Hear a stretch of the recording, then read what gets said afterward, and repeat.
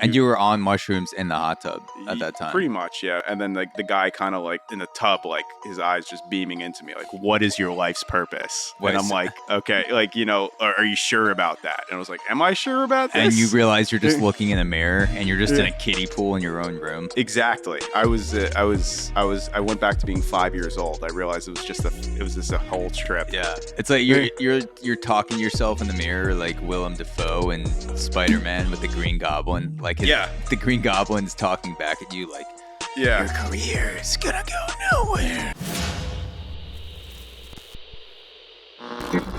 How are you feeling right now? How are you feeling at the start of 2024? Oh, we're going. We're good? Okay. We're going.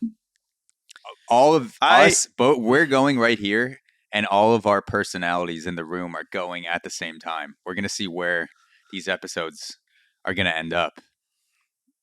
I feel... And this is David Grosfeld. This is your primary personality. Yeah, because I have 5 personalities, but I feel uncertain, but also energetic, I would say. Is that a good combo? Would you say? Uncertain and energetic. I feel like that's a school shooting combo. Yeah, I feel like that's how someone feels before they walk into a movie theater. And they're like, yo, I don't know what's going to happen, but I'm going to fucking light some shit up right here. Yeah, I mean, put me on watch, FBI watch. Yeah. But it's good. You have a lot of personalities you can switch back and forth from. So if you ever feel that energy building up, you can always switch back to the safer one. Yeah. But no, I'm just kidding. Uncertain and energetic.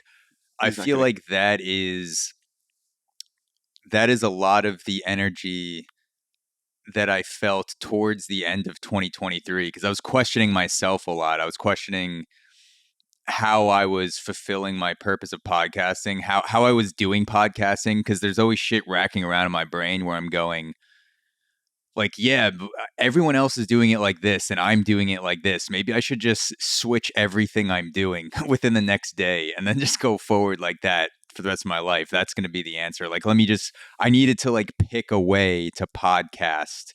And I was going back and forth in my brain. Like, do I use notes? Do I just go in without any research? Like, do I just riff? Like, what is the way? And there's no one way to do it. But I was very uncertain. And I also had a lot of energy thinking about it while I was on sort of that holiday break with my girlfriend. Yeah. Do you feel like is that because you feel like you have not finalized your peak form of podcasting? Like you haven't fully figured out exactly what works for you, or have things worked, but you just want to like switch it up a bit for like to spark things up? No, I think, was it because I wasn't at peak form? I don't think I'll ever be.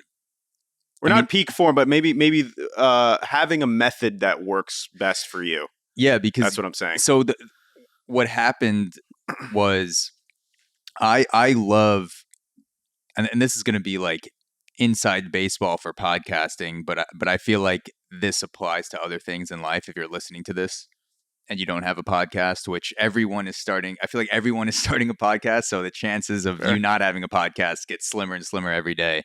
But what I was feeling is, this is my first podcast episode, actually. Exactly. Third personality, first podcast. Fine. What I was feeling is that I started podcasting and I love the research aspect. I love the notes aspect. And that's almost my favorite part, besides from the conversation, is I love the preparation. I love digging into the person's life and figuring out what the fuck am I going to ask them. Mm-hmm. And so I've always had notes in front of me. I mean, this is different because obviously we're brothers. We've met each other a couple times outside of this. That's pretty much. So I'm not really doing research for this, but in terms of like, I'm having a guest on tomorrow who specializes in violence and mass atrocities. So I've been going through her book. Yeah, exactly. You should talk to her. Yeah, talk to her about your energy, your energetic feelings. Where do I put this energy into? Yeah. But anyway, yeah. So I would feel like I always had to. I loved having the notes and I loved doing the research. And then I always have these points where I'll go 6 months, 8 months, I'll feel great. And then I'll see another podcaster who just doesn't have any notes in front of him, or it's just like maybe even a different style of podcast, like a comedy podcast where they're just riffing back and forth. And I go, am I...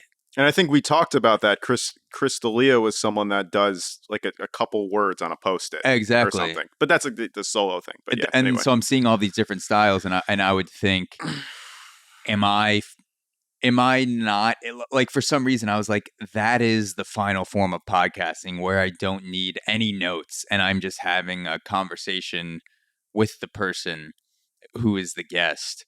And I would go back and forth and I would feel like very unbalanced because I was feeling this push and pull of I love making notes. I love coming up with questions, topics, like thinking about the person's life ahead of time. But like I also see the Joe Rogans and like everyone else who just goes in. They're like, so what do you do? Like, tell me. Yeah. Like I pretty much not having a clue. And I just, I've had a lot of time to think about it. I had conversations with my girlfriend and other people about it where I'm just like, I need to be more confident in what I like doing, regardless of, fucking like how every other podcast is done or other and like, if I don't use notes, it's because I don't want to use notes, not because I see another podcaster that doesn't have notes in front of them and I go, oh, I need to do that too. So that was kind of like the struggle I was having towards the end of the year. Do you feel like is part of the note taking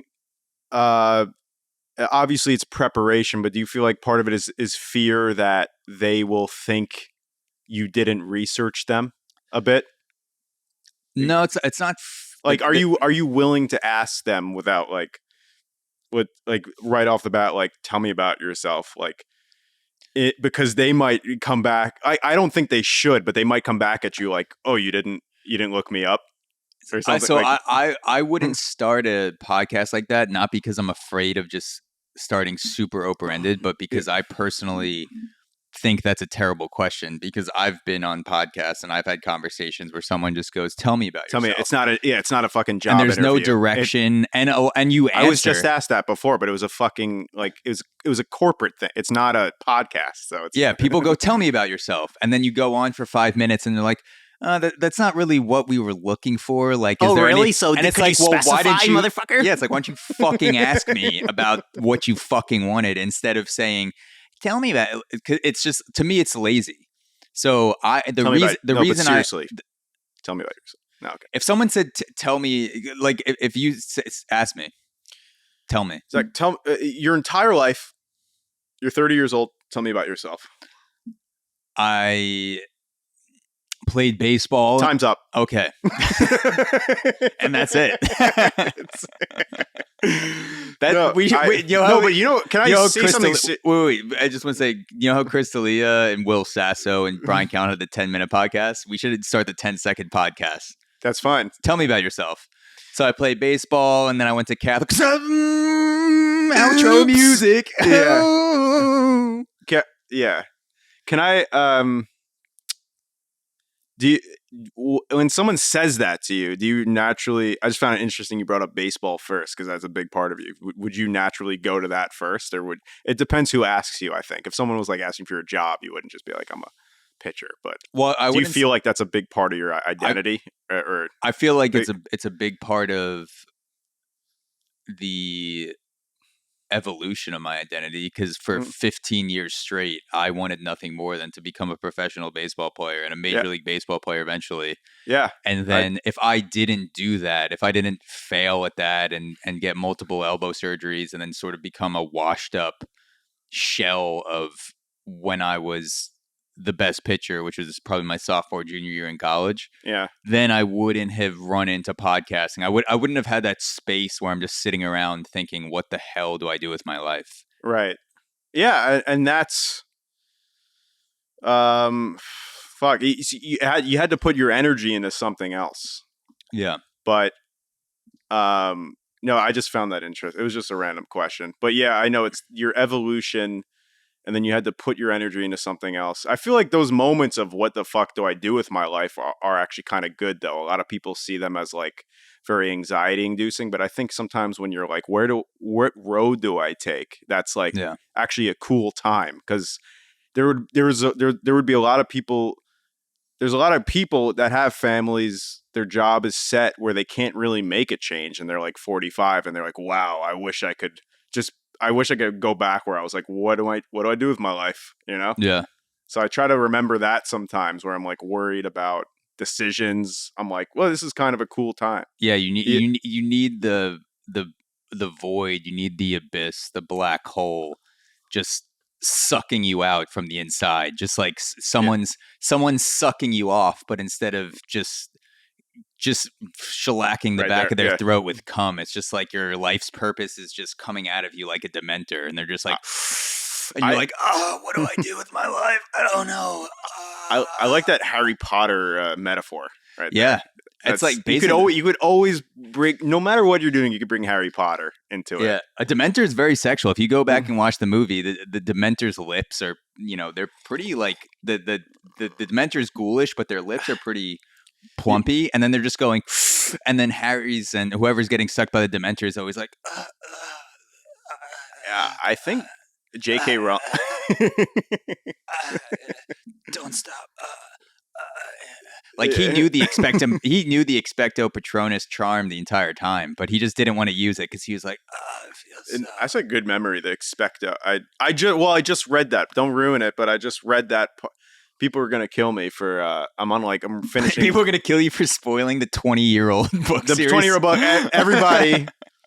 The Navy SEALs raid Hogwarts and kill everyone. So yeah, that's what happens. I'm literally on book 3. Like I could not even tell you where the rest of the books go. Like I'm finishing book 3 and I have to go on. But everyone that, for some reason, when you tell people you haven't read Harry Potter, they're like, what the fuck, dude? Yeah. I'm like, okay. Well, right. I just wanted to go back to the kind of fear, tangent there. Yeah. The fear thing for a second, of like the notes. The fear isn't of not having anything to say or just looking like an idiot. I think that happens all the time during a podcast. You have an awkward moment. You're like, where do I go from here? Yeah. Notes can help with that. Or you say something, you sound like an idiot. That's happened many times to me before. And you're like, why the fuck am I even saying that? Yeah. I think the thing that drives me to do the notes and the research is because I can't imagine asking someone to come on the show. And sometimes people are driving an hour, 2 hours, or they're coming. A lot of people come from New York, but they're like uptown. So they're on the subway for an hour and a half to get to Park Slope. Right. And they come here and they're sitting down. They're giving me their time. I can't imagine asking someone to do that. And then they sit down on the mic and we're finally recording. And I go, so, what do you do again? Tell me about what you do. And they're like, dude, are you fucking kidding me? I just drove 3 hours here. Like, you don't know what I do. Yeah. And you don't know what they're going to, well, that's kind of what I was referring to. It is a little fear of them. I have a fear of wasting people's time. Yes. That's what it is. That's what it is. And I that's fine, because I think you should do some, I feel like I would say most good podcasters do research their guests. Like, I know even if Rogan here and there says like, what was that thing you did? Or tell me about that. He still like probably knows about them in a general sense. Like, so I think it's good you're exploring methods, though. You're trying to figure out what works for you. Obviously this is a different format. We could just talk, but yeah, you're trying to figure out, like, there's an extreme of like Huberman being like, 4 pages of notes going over melanopsin receptors in the eyes, or hopefully that's correct. But there's other just chatty based podcasts, like comedy, like Tiger Belly, like that. He doesn't have notes on the sun. Like, it's like on the sun, on science, whatever. I'm just trying to say, like, notes on random shit. Can you imagine a stand-up comedian comes to a podcast and he's like, the guest is trying to crack jokes, and the host is just like, did you know the surface of the photosynthesis? So stop talking about your cousin that molested you. So photosynthesis, I'm just trying to nail this down like your cousin nailed you. Oxygen was, From the sun. Yes. It's sunspots, and that's what makes global warming. No, shut up. We're going to talk about the sun. Okay. Yeah, no, I see what you're saying. This is the last thing I'll say on it. The notes and the research, the reason I do it, I would argue the main reason I do it is because it gets me excited about the guest. When I'm listening to another podcast with a guest on it, when I'm preparing or I'm going through their book, reading their articles, I'm writing stuff down like, oh shit, like can't wait to ask them that, or oh shit, can't wait to. And so I know if I didn't make notes and have them in front of me, there's no way I would remember the shit that I wanted to ask them. And then after the podcast, I'd be like, fuck, why didn't I just write that down? So I think there's this notion. Do you ever have that moment after a podcast when they leave and you're like, oh my God, I wanted to ask that? Sometimes, but even less with notes and preparation. Okay. I think there's this notion that like almost with like I feel this with podcasting a little bit. And there's a crossover. Oh yeah, I get that LaCroix snap.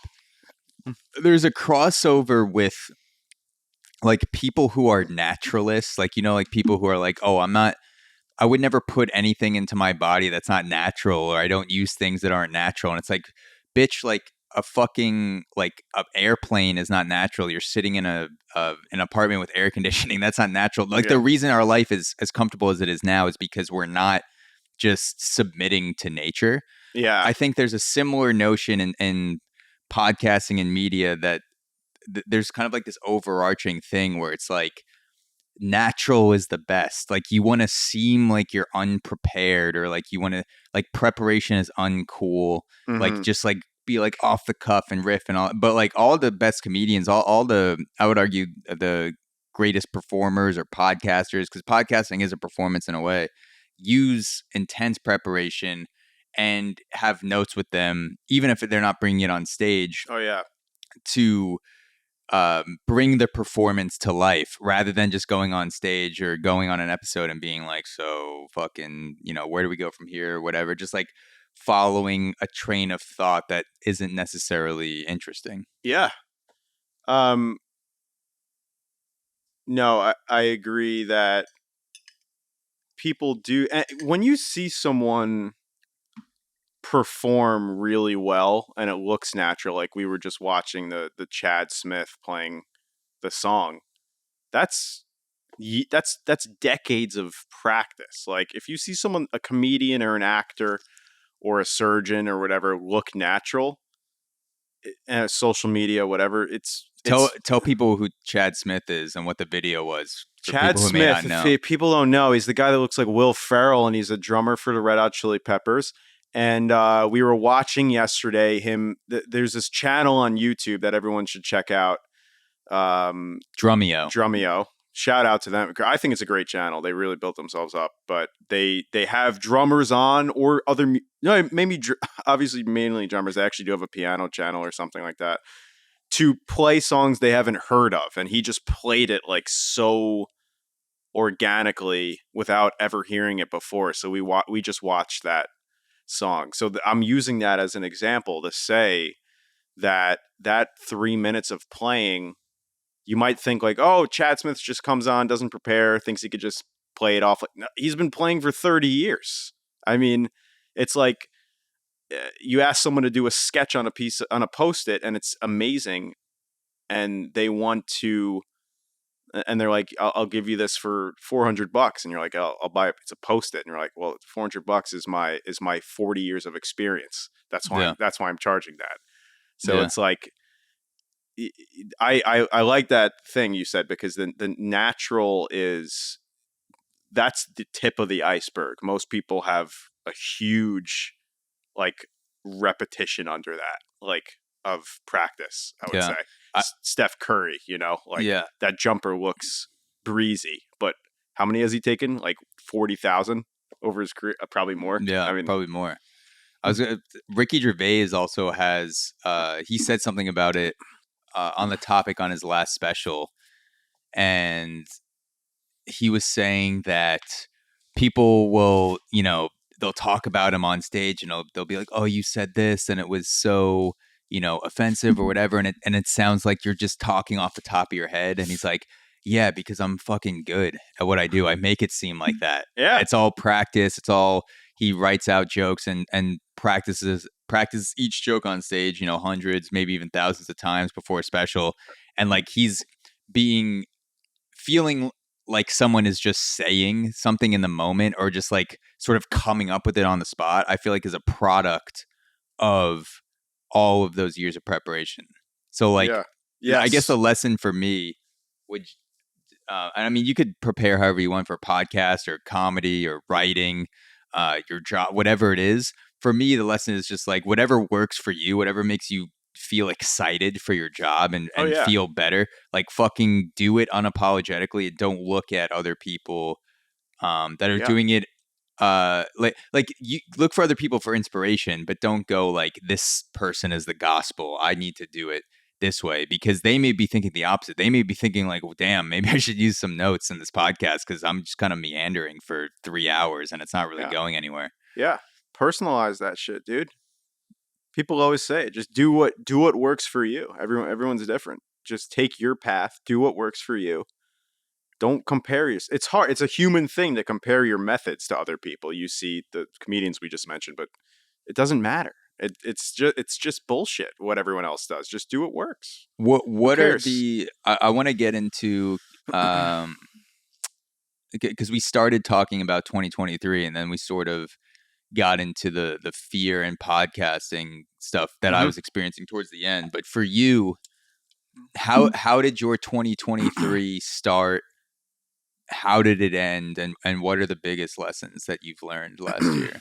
Like the biggest changes that you've sort of observed in yourself, in all of your personalities? That's a great question. That's a broad question, but how did it start? How did your 2023 start? We'll start there. I for some reason Vancouver comes to mind because we went to Whistler and it started.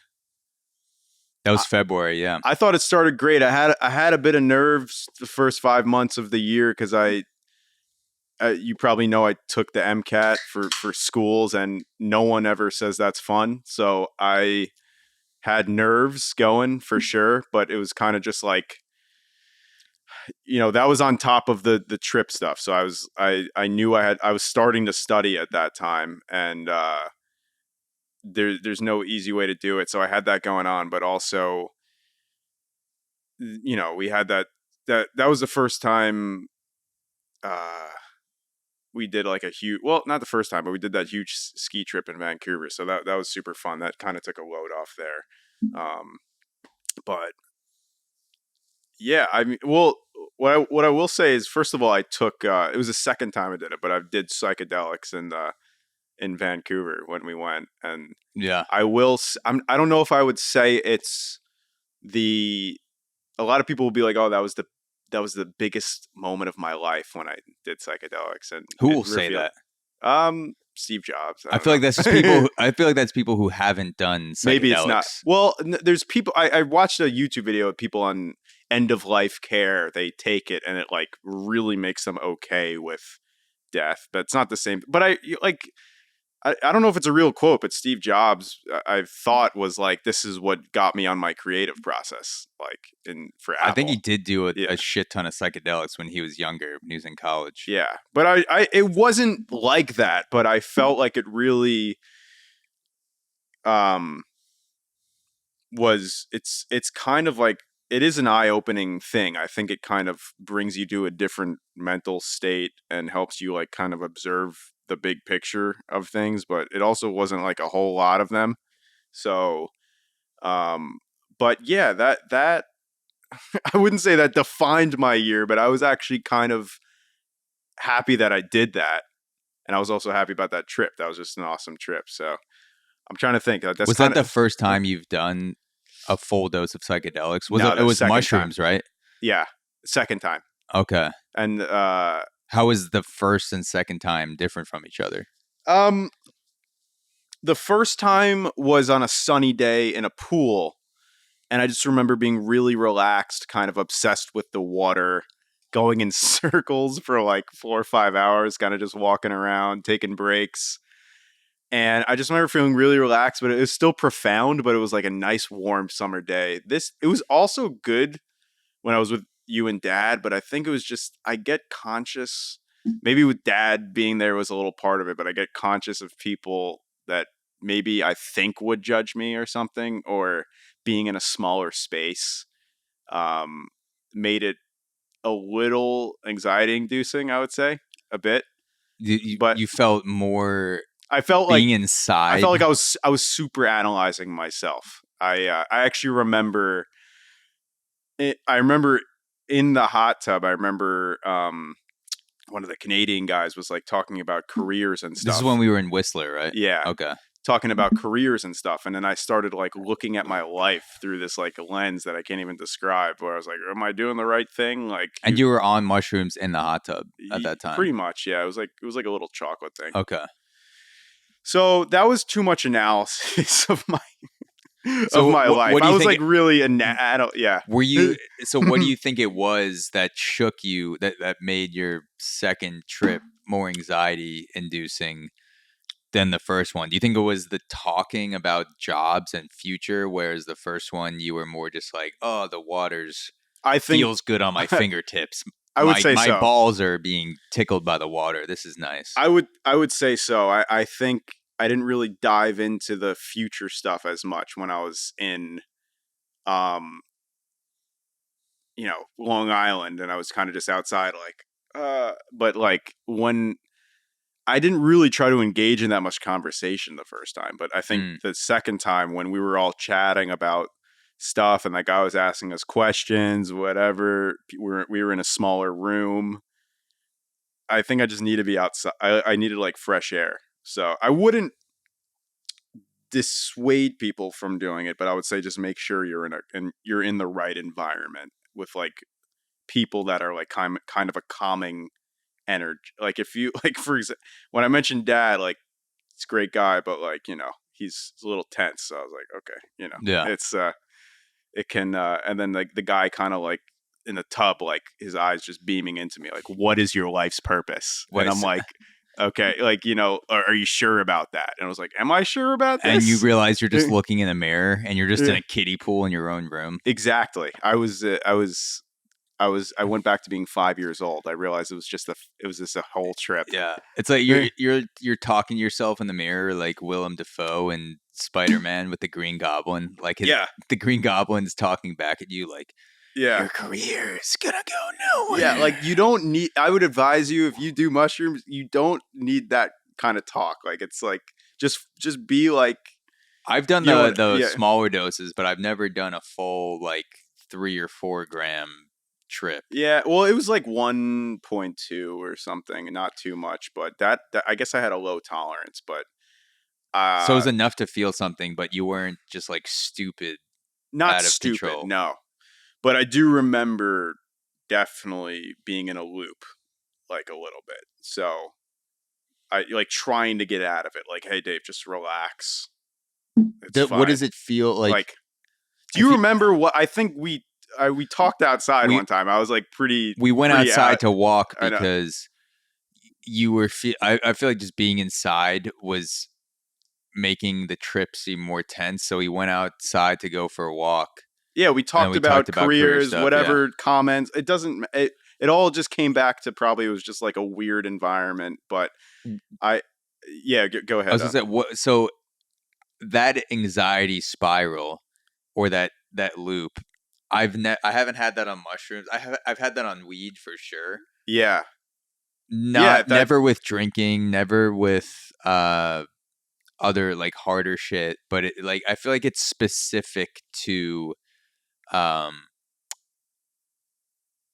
Actually, no. I have done cocaine on some occasions, and I feel like I've gotten in that anxiety, and that's not really it wouldn't be a psychedelic. Like people go into cocaine psychosis if they do it for a long time, but I just remember thinking like, oh my God, that was more like, did I just do fentanyl? I'm gonna die. And then once more stories started coming out, I was like, I'm gonna die. I'm gonna stop doing. So I wonder if we have like me and you have like maybe a genetic, because I'm not too paranoid on stuff usually, but like I feel like sometimes I get there and I'm like, wow, I'm so. It is a thing though to be paranoid on weed. I think it's like a thing. Like a lot of people get that, but Uh, it's I haven't had it recently, but I know of people that they go in public and they're like, oh my god, too many people, or like I can't talk Yeah, right now. well, I think the products that are out today make it very hard to just enjoy weed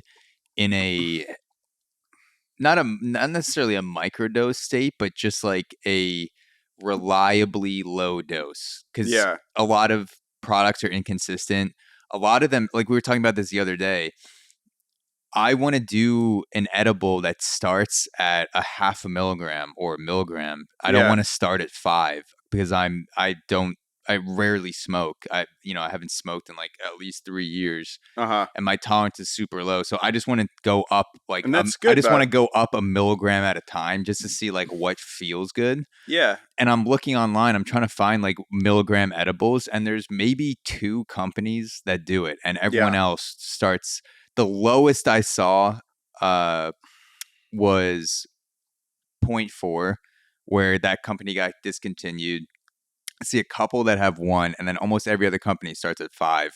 There are a lot of sites that start at 10, 20. I Like the think lowest you can get is like a 20 milligram edible. I'm like, no fucking shot. I'm starting with 20 I milligrams. know. Well, yeah, I've seen 5 around here, but I think there's part of it is that most people interested in an edible probably want to get pretty high. So like I they would say it no. I would say I think most people that are taking an edible want to feel good. I don't think most people, I eh, don't think eh. people, I think there's select few people who go, I want to get as high as Well, yeah, possible. not that, but like I think it's known that a joint is not as strong as an edible. Yeah. So when you go to the edible, you're basically saying to yourself, I'm gonna be I'm gonna feel this for 3 hours, like, and I'm ready for that. Like Yeah. it's not like a J, like, oh, immediate, and then half hour later you're good, or Yeah. 40 minutes. But I know what you're saying. They should. I don't know if you did research, but I don't know why there's not like a very low dose of it. I think But you found one though, right? You said you I found one I or saw one that two. was 2.5 that you'll barely. I took one and I was even socializing with people. I barely felt it. Like it was. To me, I'm more interested in something that I could go out on comfortably or podcast on. I want an active, comfortable high where I'm not. I don't want a challenging high. That's not why I take drugs. I feel like normal life is challenging enough. When I take drugs, I don't. Yeah, yeah, If I feel you. with the exception of doing psychedelics, if I ever decide to do a full dose, I'm going into that knowing full well it's going to be a challenging experience. But Yes. when I'm doing an edible, I want that to feel. I know it's going to feel different than drinking, but like if you have 2 drinks, you're not like thinking like, oh shit, like when is this going to turn on me? Like, is Yeah. it? No. I don't want to Yeah. take an edible feeling like that. Like, oh god, like I'm When overanalyzing everything. Like the effects are. I want. I don't get that. Well, I don't get that anymore because I've done it enough where I know. Okay, this is it's ramping up. Okay, and but like it is something though, because there you've heard of like, oh, it didn't kick in, let me take another one, and then Yeah. it just doubles, and then you're like, holy shit. Exactly. I think they're Hmm. the weed industry is losing out on millions of customers by not offering low dose edibles in the zero point 0.5 to 1 to 2 milligram range. I think there's a lot of people who don't want to smoke a joint necessarily that want a steady, like a very consistent dose. Like you Yeah, could be like, yeah. I'm going to take this gel capsule that's a 1 milligram of THC. The options are like minuscule out there for that. It's You should check the. I mean, maybe you should check the market no. for that. But, maybe people have. I feel like people have definitely checked that and been like, oh, maybe the market's not big enough for that. Maybe they feel like, oh, let's release tens, and if No. they want less, they'll slice it. There was one company that I went to check where their options started at 250 and they went up to I think it was 1,000 or 1,250. crazy shit. And it looked exactly like another company that had it was 5 milligram THC gel capsules. And these were gel capsules, but they were 1,000 milligrams and looked exactly the same. Like I couldn't imagine if you fucking switched those up by accident. Oh, it'll be like the Joey Diaz Tom Segura story. Yeah, you're just like in an existential. Like, Tom, can you walk, man? Like, yeah, he was just like being carried out of there. Oh, yeah, that's not fun. And also, he went on a plane. That sounds absolutely terrible. So to go back to Whistler. After you had that mushroom experience where you're overanalyzing, you feel like you're thinking about the career of the future. What did you do from there? Like, how did you move forward after that trip? Did you try to think more deeply about it off the mushrooms? Did you make any changes? Yeah, one big thing was, I think who I was seeing at the time, whatever, I'll talk about it. But I feel like I've thought about the relationship. Say her first, last, middle name, and don't. Her social security number. I could tell you the social. Okay. But I'll take your PIN number. People are good in their own ways, but I thought about relationship stuff, and for some reason that blasted me like in the face. Career stuff too, a little bit. That was more, the message was like, hey, just take action, you'll figure it out. Just try stuff and you'll figure it out. That was like more of the career stuff. But the relationship stuff came like forefront and was like, hey, dude, like, you date to marry, at least me. If do you want to be with this person forever or not, whether they're a good person or not? And that like kind of slapped me in the face. And it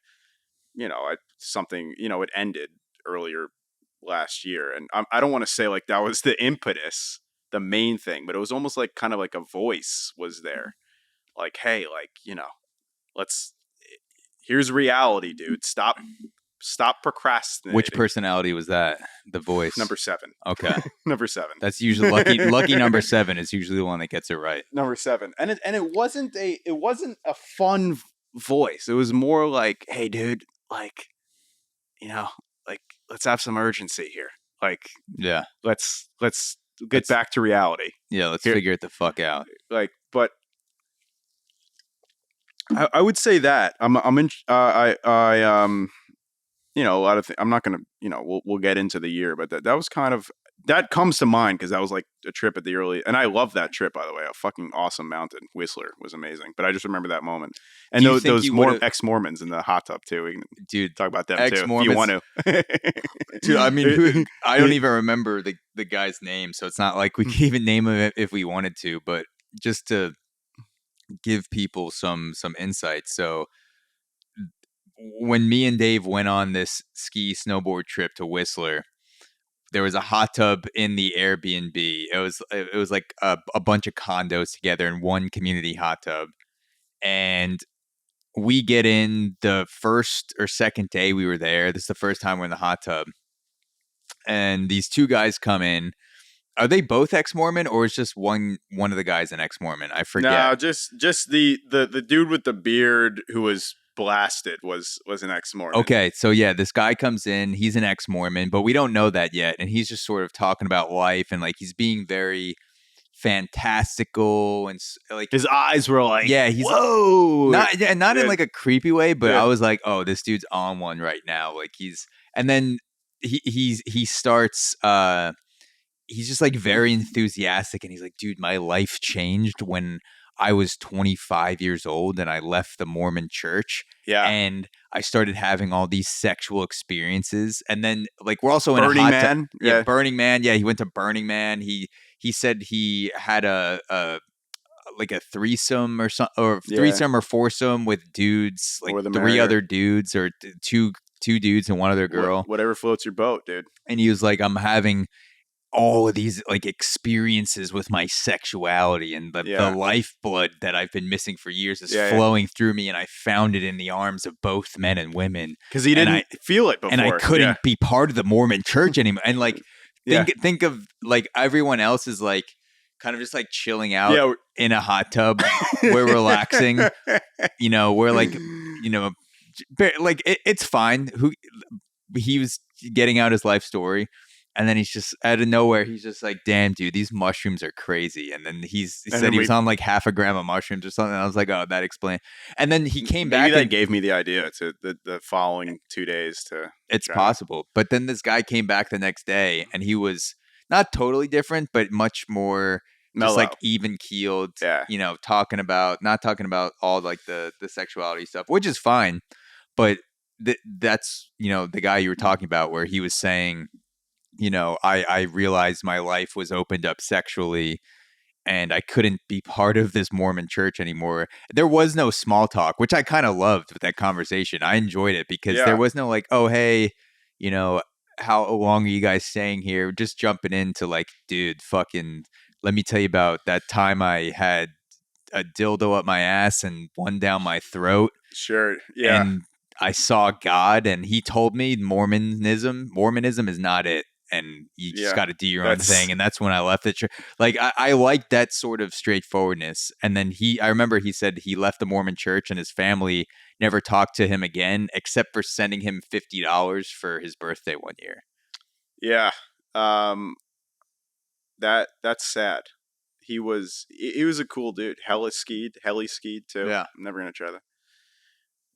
That was fucking crazy. Did didn't he say he went heli skiing, but the people after him died or something? I think he just was reminding us of I think he just heard news of a Swedish billionaire took his own chopper to a peak, and that when the wind draft over the mountain pushed that, this is why it's so dangerous. I mean, avalanches also, but the wind draft pushed the chopper, the tail.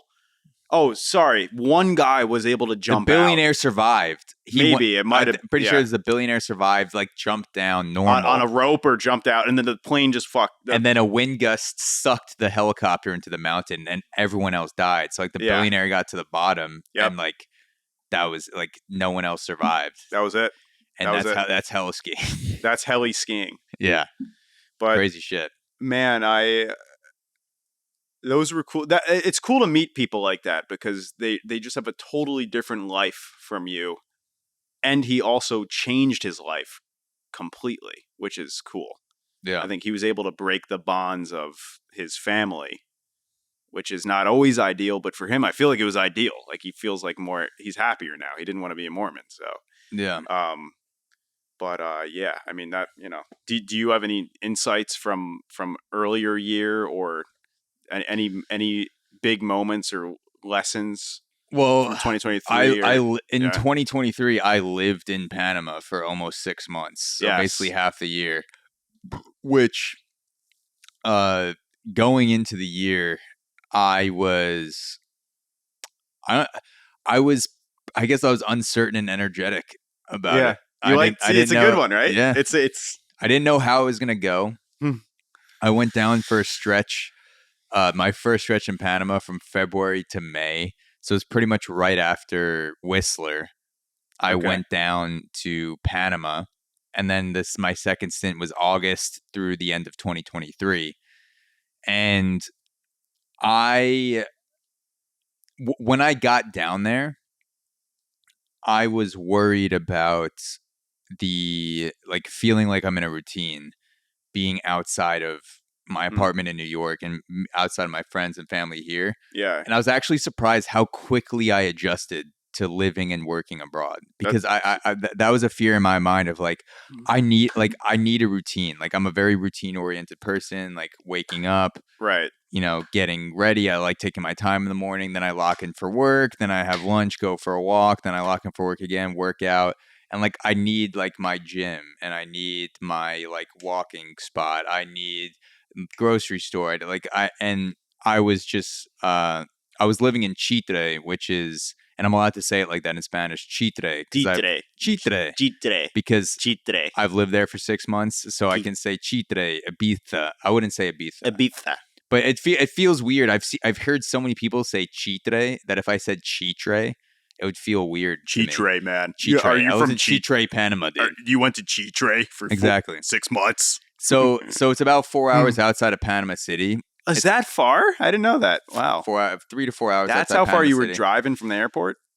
Yeah. Wow. 3 to 4 hours. Why did you pick? Still, is that because of the research, or did you just pick that? It's near my girlfriend's lab. Yeah, okay. So that's why we were living there. And it's also it's like around 50,000 people, so it's still like that's a sizable town, very big town, smaller city, like yeah.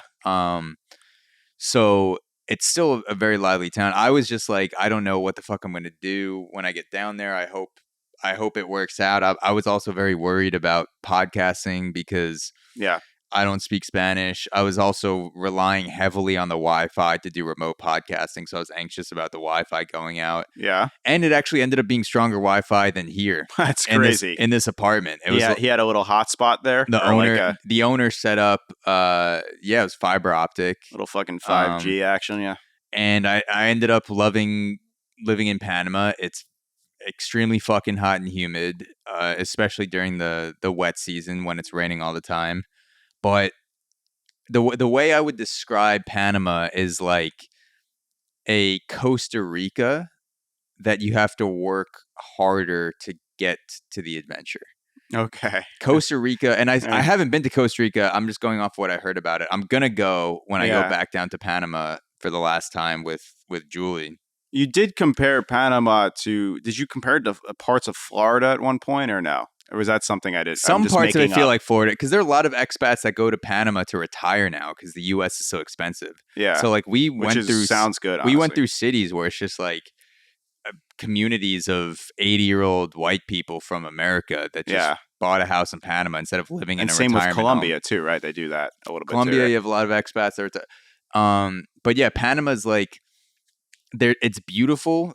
There's so many great beaches and hikes and surfing, shit to do, diving, but the roads are shit.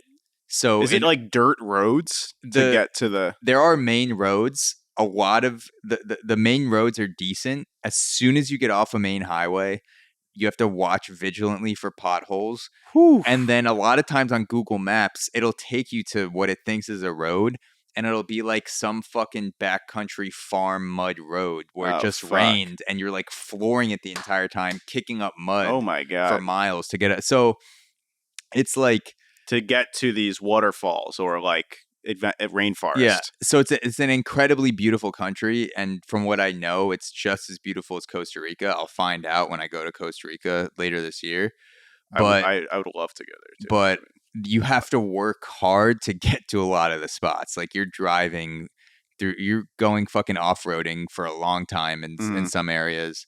A lot of times, like we'd get to a place and the address says it's here and it's still like 3 miles away. So we're like fucking asking locals how we get to this spot, or we're like going through fucking like sketchy roads. You're like driving through land that doesn't even seem like it's a road. Like we're just driving through like fucking mud and fields and we're like, I hope this ends up. Did you ever get stuck anywhere?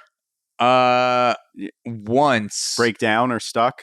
Once, but we ended up just flooring it out of the mud, like kind of rocking back and forth, and eventually we floored something it. Dad would have shit his pants about, basically. Yeah. If he was in the So Panama is beautiful. I loved it. I had a great time working remotely. Obviously, that's because I was in a place that had fiber optic. Most of Panama doesn't have fiber optic. It's just like Panama City and a few other bigger cities have fiber optic, so that was a huge factor. Yeah. But I would say living abroad was something that I was very hesitant going into the year. And then now that I've done it for literally half of 2023, I am very excited to do it again. I'm excited to be home. Yeah. But I also, going forward now, I want to have a base where I'm going to be in a place for 9 to 10 months a year. Yeah. And then I just want to fuck off to like Costa Rica or Thailand or Japan for 2 months and live there and work. Yeah. Assuming that I can work remotely. I can do podcasting, but I'm surprised more people aren't in Panama. It's an Eastern time zone. I'm surprised there aren't more people that work remote and live there. 4.5 to 5 hour flight from JFK. Why do you think there are less than flying JFK to LA? Why do you think there aren't more Americans that work remote just going there to like live? Well, there are more and more now, but it's still not a lot. I would say in America, there's the perception that Central America is not safe. Yeah. I got a lot of pushback, obviously, from mom and dad and like some other, of course, people in the family that are like, it's not safe, the cartel, drug traffickers, disease, and all this stuff. And it's like, you don't need any shots to go down to Panama. You're not unless you're going deep into certain parts of the jungle, you're not in a malaria zone. You're not in a like a disease zone for mosquitoes, right? Especially not being in Chitre or Panama City. And then we were just very careful if we were going to any more jungle areas. Yeah. But the being in Panama felt extremely safe. You still have to be careful. Like, don't do anything stupid you wouldn't do in New York City. Like, you're not walking around at night alone. And there are certain areas, where I would get dropped off in an Uber and the guy would look at me and say, you shouldn't walk around here at night. And I go, all right, I will not be doing that. Near the airport is a place called Tocumen. Yeah. And I remember sitting in my bed wondering if they were setting off fireworks or bullets, because it could have been either one. There are a lot of people that set off fireworks in Panama. They're very popular, no matter where you go. Okay. And then I was lying in my bed in Tocumen, and it's just like every 10 minutes there's like another sound. I wasn't sure. It just sounded like it was like a and I was like, there could be fireworks, it could be bullets. Either way, I'm not leaving my Airbnb. That was the only night where I was like, I am definitely not walking around, leaving the Airbnb. And I was just staying there because it was close to the airport and I had an early flight. Was it like a well-known area? Well, it's an Airbnb. I was gonna say it was a well-known hotel or area. It's known to not be a great area in Panama City. Yeah. But at the time, and this is also something to get into, Panama was going through very like an insane, wild level of protests. Yeah. Because at the end of 2023, there was the renewal of a contract for a Canadian mine. So Canada had a contract with Panama to basically run this mine. And they were supposed to, Canada was paying Panama, I think it was like $330 million a year or something. And then the Panamanians protested because they didn't agree with the contract, because they thought the government was just going to take all the money and nothing would trickle down to the Panamanians. Okay. And then there was also the option for a 20-year extension onto the mining contract. So people were like, fuck that. Like, what is this going to be, like a 40-year thing? So people were blocking all of the roads in Panama, and this lasted for a month and a half, 2 months. Like it got, I remember you telling me about that. It was insane. You couldn't really drive around at all. Yeah. So I was staying. And that kept me from coming too. Yeah. When I was in Austin. Yeah. And the only reason I was staying in Tocumen, which is not a great area, is because it was by the airport, and I didn't want to stay further away from the airport in case there was a roadblock. Yeah. Because they'd literally start in some places at 4:00 in the morning. Yeah. And do it for the entire fucking day. So that was also wild being down there. Like, I felt like I was in the middle of politics, like global politics, seeing the Panamanian protests on the news being covered in the US or Europe, Australia, and then me being there and mom and dad or my friends text me about it, like, yo, like, are you okay? What's happening? And just like being in the middle of it was pretty crazy. Yeah. Yeah, no, that's I'm glad that didn't impede your enjoyment though too much. And maybe it's better that you were in Chitre, not Panama City, because you would have been kind of fucked. Well, so my girlfriend wasn't able to get to the lab a lot of days where she was working. Yeah. But I'm lucky because I was working remote. So I would just be at home or staying in Chitre during the week. And then to go explore, we would just wait until like midnight to leave, or like very early to time it around the roadblocks. But some places were like 24-hour roadblocks. Yeah. It was crazy. Like the entire country was blocked off and police were standing down and letting the protests happen. And a few people even got shot. Like there were some violent fights. Fuck. And I'm pretty sure the government told the police to stand down. And that honestly, like, it made me appreciate coming back to a country like the US, where blocking roads is considered illegal. And if you're going to protest, you have to get a permit. Yeah, and they'll let you Is that in the protests. Constitution? One of the right to gather and protest is a certain way. I think it's a federal law that blocking traffic is illegal. Yeah. So if you like, for example, you'll be arrested right away. In Panama, they were blocking the major continental highways that went, north and south in Panama. Yeah. People would just like park their fucking 16-wheelers across it, put logs across. If you saw that? We would drive up and people would be stopped and we're like, what the fuck is going on? They didn't threaten you when you got to that. No, right? a lot of them would leave. They would park the trucks and leave and just like across the road. Yeah. But a lot of people like it would be like if someone blocked I-95 in America, the police would be there in 5 minutes and be like, get the fuck off the road. It would be done. Yeah, it would be over. There'd be a machine gun in your face and be like, you're going to prison. But in Panama, the president took the approach that we don't want to piss off the protesters, so we're just going to let them do whatever they want. There was one time where the police would not end a roadblock that was started by teenagers. It was literally, they must have been between like 13 to 16-year-olds. And the government said don't do it. The government of Panama, I don't know exactly what they told the police officers, but it was apparent that they told the police to not do shit. Yeah. Except just show up to the protests. Yeah. But there was one instance where we drove up and people had just started protesting, and it was like fucking high schoolers taking Instagram stories on a major road, and they were like lighting a barrel fire, and they were literally doing like fucking TikTok dances in the middle of a road for a protest.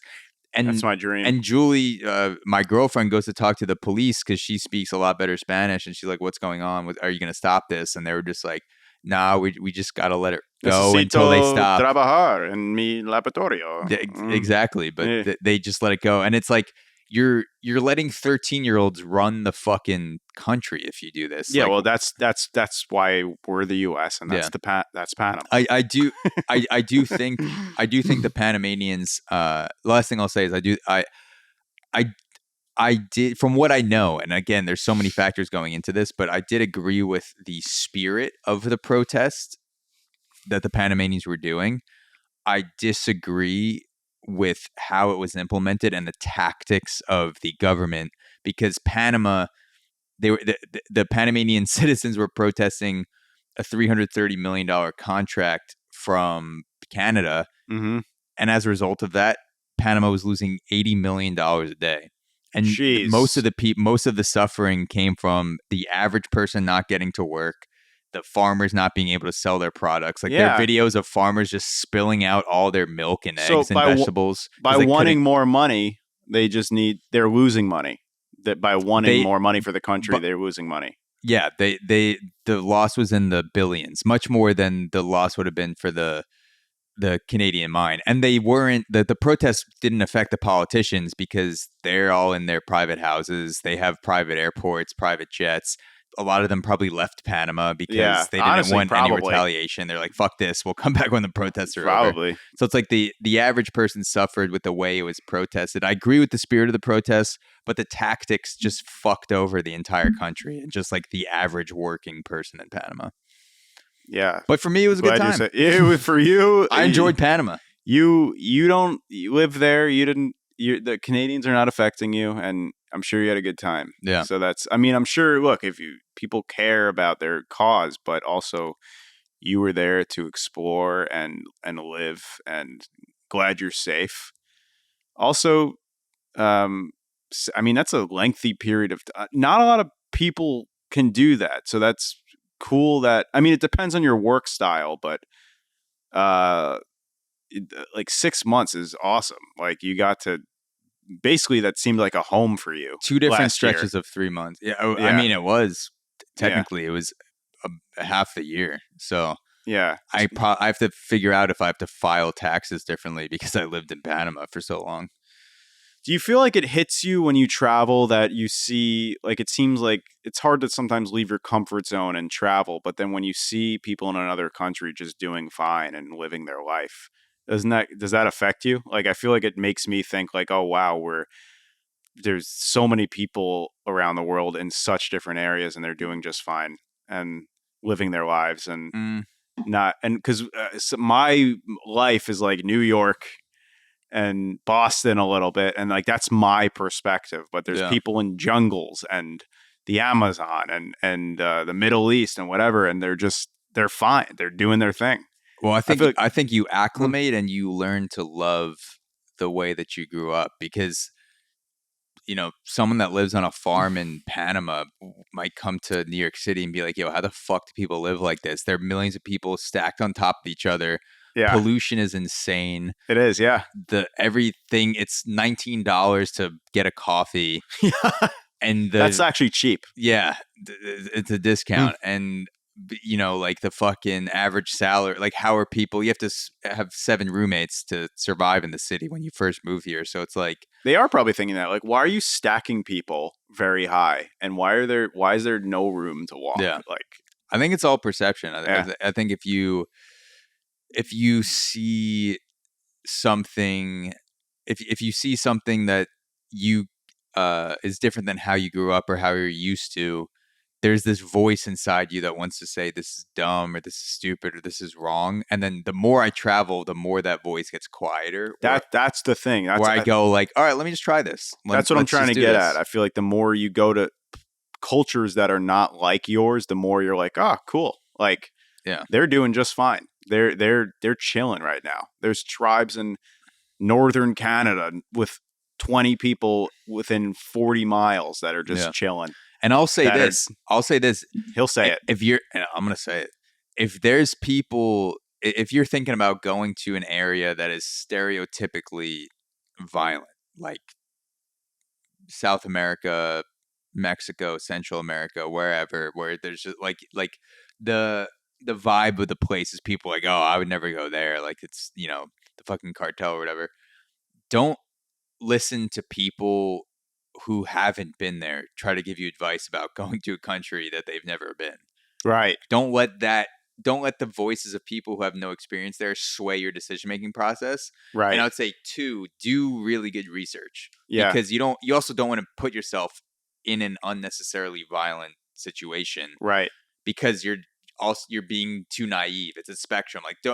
Don't be so careful that you psych yourself out of a trip that you want to take because of your family or friends psyching you out, but also don't go in naive like, oh, like nothing's gonna happen. Like, you got to find a balance. It's almost like a privilege for us because most places in the U.S. you drive, even locally, you'll probably be fine, but it's almost like a privilege. But when you fly to some countries, you do have to check what's the political climate like because, but yeah, I like that. Don't let like whoever, if you haven't been there and they have opinions, definitely go online and search Reddit or I don't know how I say Reddit, but sometimes people have good stories there. They recommend stuff or just tourist websites and check those because those will be much better than, because they might say, hey, like, don't listen to people that are scared. It's very safe. Just keep your head up. Most places, it's like you just have to not be out at 3 a.m. with AirPods on, just walking around in an alley. Like, of course you're going to get mugged or something. Yeah. Just be smart and don't like flash jewelry and Rolexes around. Do you want to talk about what happened to you in Boston?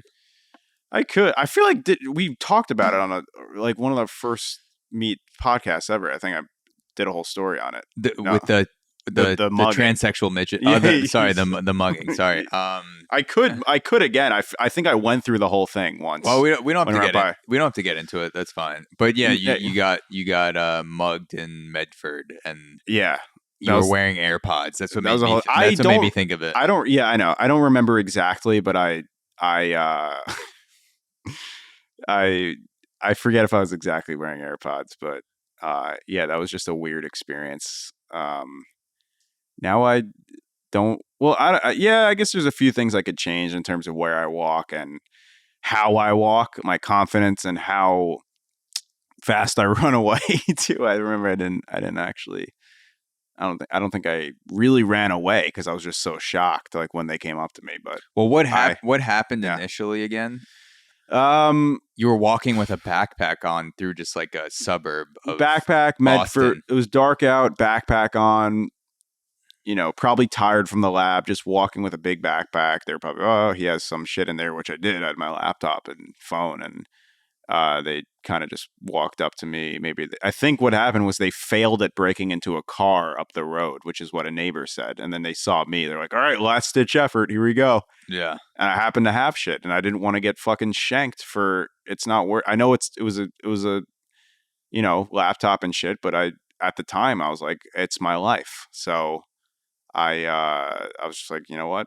I shelved it over, and it looked like their hands were in their pockets. I was like, I don't know what's gonna happen, but fuck it. And I just remember walking back to. How did they approach you? Walking. One from behind, right? Yeah, and one from in front. One from behind, one from in front was just like asking me a random question, like, what time is it? He's always, nice watch, whatever. And he's just like, hey, actually, just give me that watch, dude. That would be great if you just gave me that. And then, like, the dude behind was... And then I very quickly found out they were just trying to take my shit. Yeah. Like, it was very obvious. Were they wearing anything over their faces? No, but it was very dark. It was past sunset. And they were wearing, like, hoodies, too. Mm. I think I was just, like, shocked from it. And I remember one dude was shorter, but I remember telling the police some absurd height for the guy that was shorter. I remember saying like 5'3" or something, or like 5'2". Was that the guy behind you? No, in front. In front of you. In front, yeah. I remember saying some very short height because I was probably just, my mind was just fucked. Well, that's what they say happens if you go through a traumatic experience. Sometimes your memory gets warped. Yeah, you misremember. Dude, I might have said like 5'2", 5'1". Yeah, and I remember because they sent an email camera. The guy's like 6'7". Like, what? Yeah, I guess it's not him. Yeah, no. Yeah, I totally just ruined their whole search. Yeah, because it was two NBA players. It was Ray Allen. Yeah, it was Ray Allen and Kevin Garnett. You're like, it was a 5'3" white dude, and it's like, all right, I guess it wasn't them. Well, let him go. And they have my fucking shit. No, let him go. No. But yeah, that was that. I guess it's interesting probably for you because you do like self-defense classes and maybe you think about that shit sometimes. But it's really honestly not. It's a pretty good time. It's kind of like just going to the bar when you get mugged. It's I've thought about what I would do in a situation like that. I think if there's ever I will say before you say it's hard to logically think when you got adrenaline going, like, but I think if you have a lot of repetition with self-defense, then you can just do it naturally. Yeah. But yeah, go ahead. Sorry. I've thought about what I would do in certain situations, and obviously thinking about it, doesn't mean shit unless you're actually doing it. Yeah. But, and also, I've done Muay Thai for only like 2 or 3 years, so it's not like I'm not coming from it as like a fucking pro MMA perspective. It's just like I've learned the fundamentals and I've become okay at striking and kicking. Yeah. But even without that, I would think in my first option would always be, if I can run and create space between me and the perpetrator or perpetrators, do that as quickly as possible. Mm-hmm. Like if there's an avenue to just like fucking sprint away, because there's no guarantee that if I give up my shit that they will not harm me in some way, or especially if there's a guy behind me, I wouldn't feel safe interacting unless I like stepped out into the street and saw both people in front of me. Mm-hmm. If there's a weapon, or I think there's a weapon, like a knife or worse, if there's a firearm, obviously like give up your shit. No. Give up your shit immediately. The first situation would be like if split decision, like I think someone's trying to attack me and like I'm just like sprinting like the quickest 200-yard dash that I've ever done in my life. Just like get out of there. Yeah. If I suspect that something's going to go down, I don't want to, like, I'm not going to feel awkward sprinting away on a street if I think someone's no way. Me. Yeah. If it's like they're already in front of me and I think they have a weapon, I'm just going to give up my shit because no laptop or phone is worth my life. Yeah. And then the last option I would say is like if I sense that I'm going to be attacked and they're after my stuff, but like they're also going to do worse, then that's when the Muay You got to Thai would fight be back. useful, where it's like I would try to be as aggressive and violent and deadly as possible within like a 15, like a short span, until I could create space to get away. Get space and run away. So my Yeah. goal wouldn't be to beat the shit out of them. My goal would just be to like minimize the damage to myself, create as much damage as I can towards them, only to the point where I could then sprint away. Separation. And Yeah. still there's no guarantee, but like that's kind of how I've thought about it. Like if I have the option to run, I'm gonna fucking sprint. I'm never looking for a fight. If I think they have weapons and I'm kind of cornered, give my shit up. And if I get the sense that they're after more than just my stuff, do obviously whatever you have to do in that situation. The one thing don't do is freeze, run or fight. Freezing is the worst. Yeah. Well, that makes me feel better because I froze. But no, I feel like but you didn't. You gave up. You gave your stuff up. So yeah, that's well, not I stopped because I was surrounded, and then I kind of did what they said. But in hindsight, I could have ran up the sidewalk to like a neighbor or like towards campus or like towards light or something. I just like it never happened before, and I don't know what I was thinking, but once I heard their footsteps kind of go from the sidewalk over there to behind me, I should have like turned around. And actually, I probably didn't have my AirPods on because I remember hearing footsteps. So I probably should have just like walked a lot faster and ran or something like that. But yeah. So they were on this opposite the sidewalk and then opposite transferred behind me. And then as you were walking this way, they came behind me. Okay. Yeah, it came behind me. Yeah. Yeah. So I guess that's something I'm always doing on the sidewalk is like I've tried to minimize wearing any AirPods or listening to music like that, and then like I'm always kind of like occasionally looking out the side, especially if it's in a desolate place. Like if I'm just walking down an empty block, I'm always kind of like looking in windows or looking even the Smith at the corner of my eye. I go to Carroll Street a lot instead, but even the Smith and Ninth, like at like 1 a.m., like huge stairwells and everything, big station. I look behind me sometimes. Exactly. I don't know. And even a good move is always like checking your phone if you don't want it to be too obvious, like just holding it up and using your phone as a mirror. Reflector, yeah. Yeah. Also, that's a good way. I feel like, I don't know if it deters people I feel like girls have said they'll like pretend to be on their phone or something. Yeah. So they can like, someone can check in on them, or they hold their keys. Like I don't know if you have a pocket knife or keys, you could do something. I guess in your situation, if you, like before they came up to you, if you kind of sensed someone was walking behind you, just bolt. And you just immediately start sprinting and screaming and just being like, take out your phone or like just like scream and make noise because you were in a neighborhood. Like I should have. But you also, I guess you didn't realize that they were as close as they were. Yeah, I think that would have worked because they did seem like they just ran away right away after. I feel like they were not looking for any trouble, like in terms of getting arrested. Yeah. Even though there's always a chance when you do that kind of shit, but probably would have worked if I just started shouting nipples or something, and then just start nipple fire, and then just ran as fast as I could. Yeah. People, I've heard the notion that like you're not supposed to yell help because no one actually responds. You're supposed to yell something like fire. Yeah. So and you just like ran down the street yelling like fire, fire, fire. But then I would run there, and if I saw someone getting stabbed, they'd be like, that's not really, I can't help. That's not on fire. You tricked me. What the hell? Yeah. They don't need help. Yeah. Do you want to end off on the Jelly Roll video with him reacting to the fentanyl bill?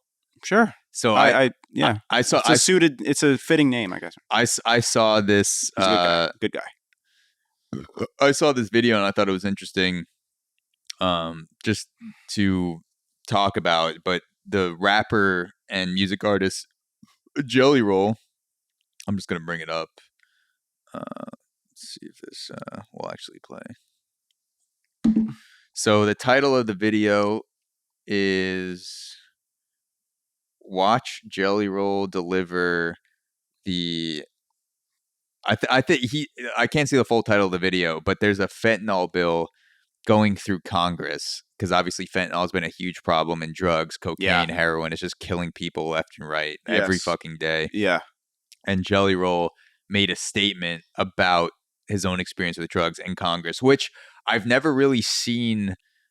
It might have happened before, but I've never seen a music artist testify in Congress about drugs or like a creative person. I've never seen fucking like Dave Grohl or Mick Jagger go into Congress and be like, this is my experience with drugs and fucking like. Yeah, we should look up if that's the only. I've seen like someone like Jon Stewart talk about like a 9/11 bill or something, but I haven't. That's interesting. So you have it there? Or? Yeah, this is Jelly. It's a 6-minute video. We don't have to listen to the whole thing, but this is Jelly Roll testifying in front of Congress about the fentanyl bill. Oh, sure. Used to having a rock and roll band behind me when I have a microphone in front of me. During the time that I've been given to share my testimony here, I think it's important to note before I start that in these 5 minutes I'll be speaking that somebody in the United States will die of a drug overdose, and it is almost a 72% chance that during those 5 minutes it will be fentanyl related. Having started that way, Chairman Brown, Ranking Member Scott, and esteemed committee members, thank you for having me. I know this is a bit of a curveball, but I like a little baseball myself. My name is Jason D4, but to most I am known as Jelly Roll. It is important to establish earlier that I am a musician and that I have no political alliance. I am neither Democrat nor Republican. In fact, because of my past, my right to vote has been restricted. Thus far, I have never paid attention to a political race in my life. Ironically, I think that makes me the perfect person to speak about this because fentanyl transcends partisanship and ideology, gentlemen and women. This is a totally different problem. And I was speaking outside to the media, and I gave them a statistic that said 190 people a day overdose and die every single day in the United States of America. That is about a 737 plane. That's what about a 737 aircraft can carry.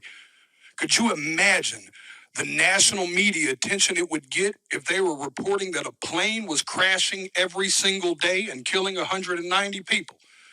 But because it's 190 drug addicts, we don't feel that way. Because America has been known to bully and shame drug addicts instead of dealing and trying to understand what the actual root of the problem is with that.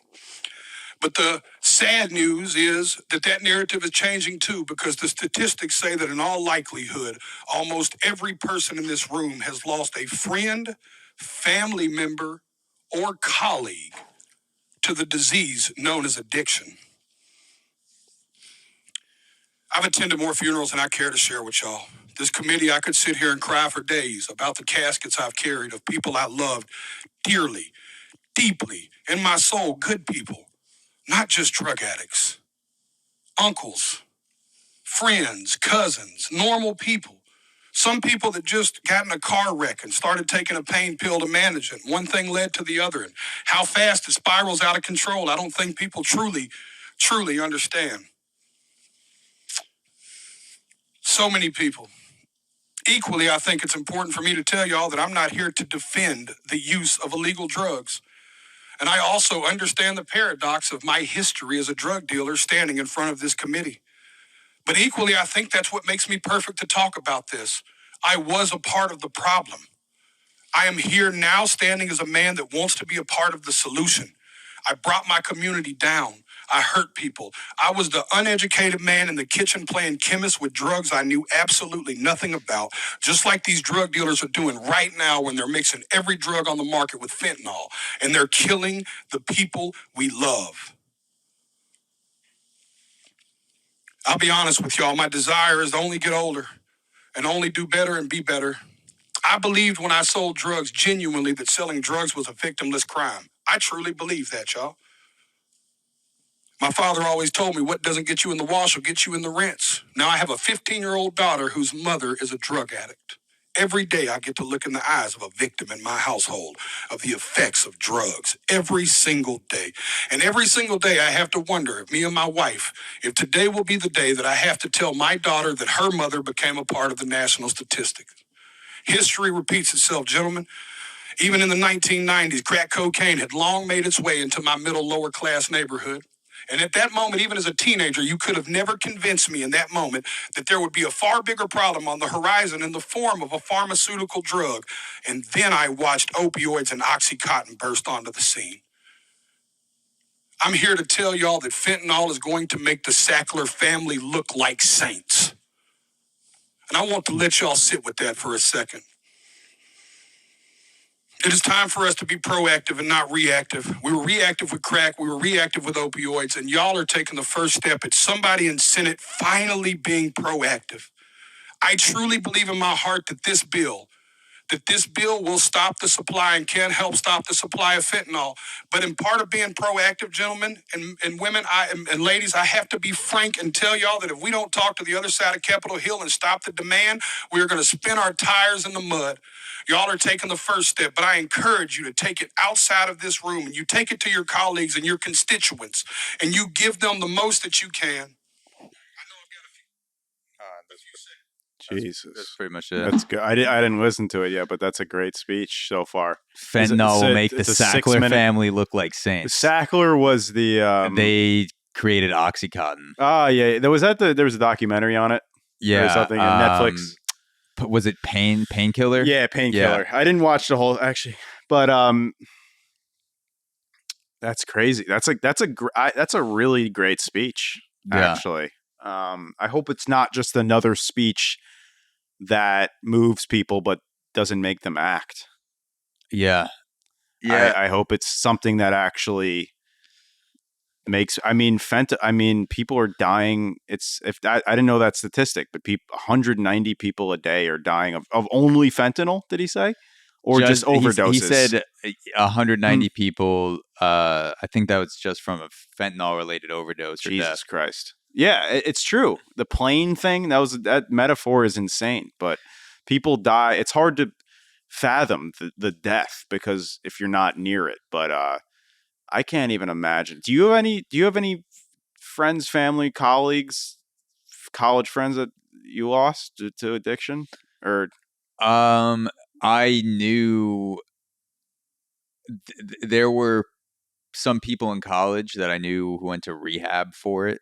Yeah. A couple people, athletes that got injured, went on pain pills, and then eventually supply goes out from a prescription. You have to start buying pain pills, and those are super expensive. So you switch to heroin. Yeah. I knew a couple people who did that in college. Not close friends, but just, you hear what happens and stuff. But no, like it is crazy that fentanyl is something that was made in a pharmaceutical lab that is being distributed legally and prescribed every single day. It's like who was the pharmaceutical? How is it? Is it coming? It's coming from pharmacies and hospitals, but is that the source? And it's being used because I know hospitals obviously have it. They have it for anesthesia and pain, but like, how is it getting? Do we know how it's getting to these drug dealers? I guess. Either they have a connection to someone in the hospital, hopefully not a physician, but maybe a physician, or they figured out the formula to make it themselves, or at least like some version of it. Yeah, because you just need a little bit, and then you can figure out. You don't need that much. Yeah, chemical composition. It's a tiny bit that kills you. But it is crazy which chemist was like, all right, we have morphine, we have Oxycontin. What if we made something 100 times stronger? Yeah. It's like, who needs that? I'm gonna maybe after this week I'll research what it's used for in the hospital, but I think like only like extreme pain, I would guess. Couldn't you just give people more, like a higher dose of morphine? Like, I don't know. I don't want to comment on it because I don't know the science, but it seems like, why not just give more morphine or oxy? Why are you now going to? I'm also not even sure if it's an anesthesia. I'm not sure if that's part of the chemicals in it, but but just the fact that that's lying around hospitals and in tiny bit can fucking end your life it is scary. It is pretty scary. Actually, yeah. No, I've put some things up my nose throughout the years, and I never really thought about fentanyl until recently. It's like the last 5 years. Yeah. And I remember when it like really hit me about fentanyl, when all these stories started coming out, I started hearing about college kids dying on spring break and like fucking normal people with normal jobs just like going out having fun for the weekend, getting a bag of blow, and like they're just going out with friends to a club, and then they're just fucking dead in less than an hour. I remember there was one time where I was out, with some people that I knew, and we were all in an apartment, and someone takes out cocaine and starts chopping it up on the counter. And obviously, people are going around, they're like taking turns. And in my mind, I had the thought of, I don't want to do this because I want to see if other people survive first, and then maybe I'll do a line. And I ended up not doing it because the moment just passed, and then we all started going out. Yeah, that's fair. But like, I had the thought in my mind, like, I'm gonna watch. Like, this is an experiment to me. Like, if someone drops, I'm gonna watch first, and then I woke up the next day. Minutes, I woke up the next day, and I was like, "Fuck!" Like, I'm literally going out and being like, "All right, let me see if anyone in this party drops dead first, and then I'll know if it's good blow." And I was like, "This is too much. Like, I'm not." I couldn't hang out. I'm not doing drugs and performing a science experiment to test them first. Like, if you have to do that for me, that is too far. That's an easy decision for me to just be like, I'm not going to hang out with anyone that does coke because that try to pushes it on me, because I don't care. They weren't pushing it on me. It was more like I was having that thought process in my own mind where I had the stories, and in my head I thought, I don't want to be in the New York Post the next day. Well, what I'm saying is your environment. I'm not saying they pressured you, but your environment affects you. So like you could say there's a 1% chance you might have gone for it just because it was there.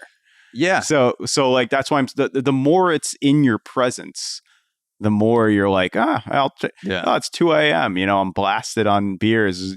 Why not? I don't have a problem with people that do blow. I've done it on a number of occasions. It was just like that experience for me was like, this is scary experience. There's no way, even if it doesn't have fentanyl in it, I would even enjoy the high, because the entire time I'd be thinking like, am I fucking like, oh shit, I just did a line, like, am I gonna die? Like, this is it. Like, I wouldn't even be able to enjoy it. So I was like, fuck this, like, I'm not fucking with this anymore. If people want to do it that are around me, that's fine. But like, I'm not even in it. I'm like doing an assessment of if anyone dies in this group, then I'll do the drug, which is so dark and so fucked up. Yeah. Well, I mean, honestly, it's kind of smart that you did that. It's like, wait, did Dan pass out, or is he dead? Someone check. Yeah. Oh, he's just okay. Give me the lines. See, was that Four Locos or the Coke? Let's check what's going on there. Yeah. Let's check his pulse. He's good. Yeah. No, that's. Yeah, I remember the finance. Wasn't there something with finance people in the city? A couple people died because they were all ordering Coke or something. Like it was like a Coke delivery service. I think in New York City alone, you'd have to check me on this, but I looked it up last year, and I believe there were around 900 fentanyl related deaths and overdoses just in New York City. Yeah. And I do remember hearing stories of, finance guys or like, group of people that are just like a delivery. Like, they have these apps now where you just like order it, and someone delivers it, and then 30 minutes later they're dead. And it's just like, well, and you don't know where it comes from. Like, did the guy who sold it to you directly put it in? Was it cut up in fucking like Phoenix, Arizona, or Mexico, wherever it's crossing the border? Like, where down the chain, how many people are touching it? Were multiple drugs in it and not just fentanyl? And it's like a combination of a reaction that killed you. So it's just like, so many unknowns. Well, I guess the only known that you won't that it's not in you is stick to not mushrooms. Having Coke. Yeah. Stick to mushrooms and maybe a beer. Yeah. And stick to the shrooms and go outside. Don't think too much about your career when you're on mushrooms. Yeah. I would say that too. Don't be around good people when you try stuff. If mushroom, I mean, it's not harmful, but just be around good people, calming people, soothing people, being in a good environment. No one that's circling around you yelling things. Yeah. Drugs are supposed to be fun. Yeah. If you're not having fun, if they're contaminated, if they're killing people, I think fentanyl's a drug. And it's supposed to be fun, and that's why it needs to go, because it is just it's not fun. Yeah, people are dying. Yeah, so, I mean, but these fentanyl LaCroix are not bad though. I really do like these fentanyl LaCroix. Yeah, these are. Let me just get one more. That's really good. That's good shit. But yeah, no, this has been a good episode. I like that we were gonna discuss a little more of the last year, but I think I'm actually kind of glad we went off a little bit to Jelly Roll, and we were other stuff that was fun. Just embracing the tangents. That's Yeah, what it's about. That's some actually podcasts a good podcast have no name. notes. That's a good podcast name. Embracing the tangents. Embracing the the tangents. That feels too long to me. That's embracing. Is that a little formal? Yeah, I feel like that. That's too straight up. That's like that's like a song. That's like a band name. It called sounds like writing songs. Exactly. Yeah, embracing the tangents, dude. That was good. I like talking. It is I told you this before it started. It's like a free therapy. Yeah, and we discuss our lives, and we discuss our nipple sizes, and we discuss our flow, which I have more of right now. Yeah. I can go for good. Yeah. So thanks for joining me. This was a great time. Thanks for joining me on Embracing the Tangents. We'll do it again soon. I'm gonna go kill myself as I listen to that name one more time. Say it. Embracing the Tangents. And that's all right. We're out. All right.